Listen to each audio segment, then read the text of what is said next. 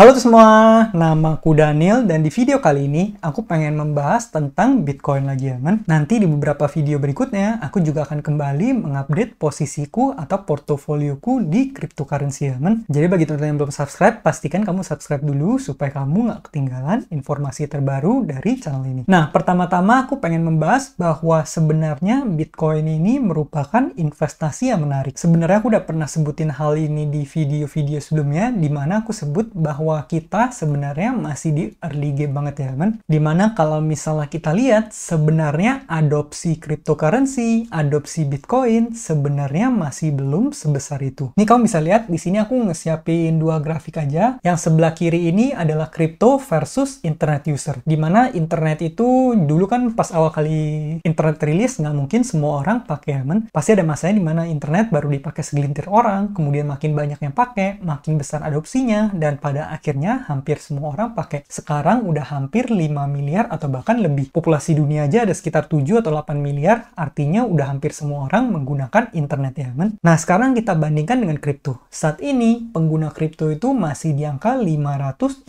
jutaan. Dan kalau misalnya kita lihat sebenarnya itu kriptonya semua kripto, kalau kita tarik ke Bitcoin doang, itu jumlahnya masih di kalau nggak salah 100 atau 200 juta ya men. Teman-teman boleh pastiin cek sendiri nanti, tapi satu hal yang pasti itu masih jauh banget dari adopsi internet saat ini. Dimana kalau misalnya kita lihat di sini grafik yang kanan aku bandingin Bitcoin terhadap internet adoption. Nih kamu bisa lihat ya, nanti pasti grafiknya bakal seperti ini. Dimana kalau misalnya abu-abu itu internet dari tahun 90 sampai tahun 2005. Kemudian penggunanya semakin lama semakin banyak. Lewat tahun 2000 akhirnya berhasil menyentuh lebih dari 1 miliar. Terus dari itu langsung jumlahnya langsung meroket dan naik secara signifikan. Itu sama halnya juga dengan Bitcoin. Untuk Bitcoin saat ini dia masih bener-bener di fase awal banget ya men. Di video sebelumnya aku pernah bahas selama adopsinya masih belum 50%, itu Bitcoin masih bakal mengalami pertumbuhan yang signifikan. Untuk saat ini setahu aku adopsinya bahkan masih di bawah 10%. Itulah makanya nanti Bitcoin di masa depan kalau adopsinya semakin lama semakin meningkat, apalagi kalau kita tarik jangka panjang 10 tahun 20 tahun dari sekarang, bisa-bisa semua orang menggunakan Bitcoin. Dan kita pernah bahas kalau Bitcoin nanti digunakan semua orang,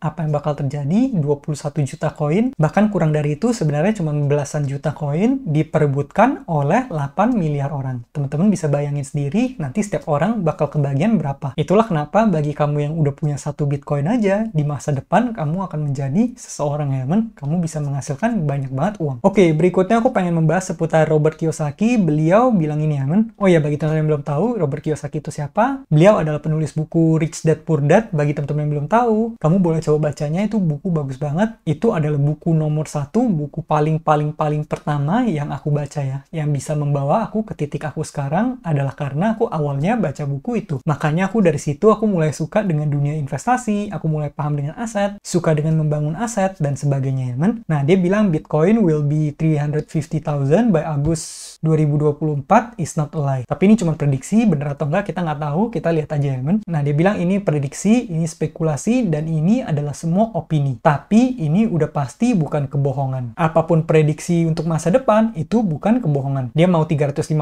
menjadi sebuah fakta, dan dia mau itu jadi kenyataan. Nah dia juga bilang di sini, I'm confident Bitcoin will hit 350,000 sometime in 2024. Tapi only target, dream, dan wish ya men. Terus di sini dia juga nge-state, I keep buying Bitcoin, Ethereum, Solana. Karena dia yakin harganya akan mengalami peningkatan. Terus kemudian di sini, why I'm so confident? Apakah karena dia yakin dengan instrumen-instrumen ini? Jawabannya adalah enggak. Tapi yang dia yakini adalah ketidakkompetensi para pemimpin Biden dan Treasury Secretary Yellen. Dan di sini the Fed ya men. Ini Robert Kiyosaki yang bilang, bahkan dia nggak yakin. Dia bilang pemerintah kurang kompeten, makanya dia berinvestasi di Bitcoin. Karena bisa dibilang sebenarnya Bitcoin itu salah satu bet against USD ya men. Kalau misalnya nanti fiat money semakin di-print, semakin inflasi, semakin gak ada nilainya, ya Bitcoin bakal terus berjaya ya men. Makanya di sini dia bilang take care, buy gold, silver, Bitcoin, Solana, Ethereum ya men. Cuma aku pribadi, aku paling banyak belinya Bitcoin. Nah kemudian ya aku juga pengen bahas satu hal yang menarik banget, yaitu kenapa aku memiliki keyakinan yang sangat tinggi terhadap Bitcoin. Ini intermezzo aja, teman-teman boleh coba ketik di Google, kamu coba tanya apa most powerful computer network yang ada di dunia. Pasti jawabannya apa? Jawabannya adalah Bitcoin.